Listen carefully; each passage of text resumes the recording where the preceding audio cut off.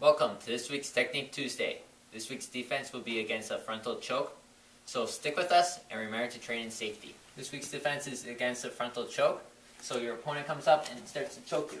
First thing you want to do is immediately tuck your chin so that way you can't continue to apply pressure. Trap one of your opponent's hands and at the same time poke two fingers into your opponent's notch in their throat. This is your distraction. It's going to cause them to release their pressure. From here, release one hand from your opponent from your throat. Join with your other hand. You have your outside wrist lock here. Step back. Take your opponent down. Once on the ground, give pressure to the wrist lock. Strike. However you want to finish. From the other side, your opponent comes up and chokes you. Tuck your chin immediately. Trap your opponent's hand with your same side hand. Go to your opponent's suprasternal notch and press in and downward, releasing their hold on you. Bring your opponent's wrist out. Join with your other hand. You have your outside wrist lock. Step back.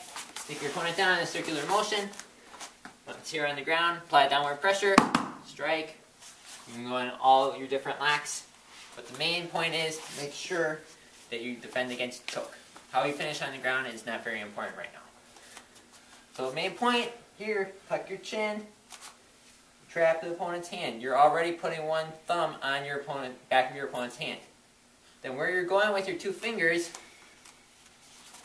is right here, right in the notch. It's going to cause them to release. Not just in, but in and downwards. So that way when they come up, tuck your chin, trap your opponent's hand right into the notch. Grab with your other hand. You have your outside wrist lock. And just use your small circle to take them down and lock out however you want. One more time, full speed.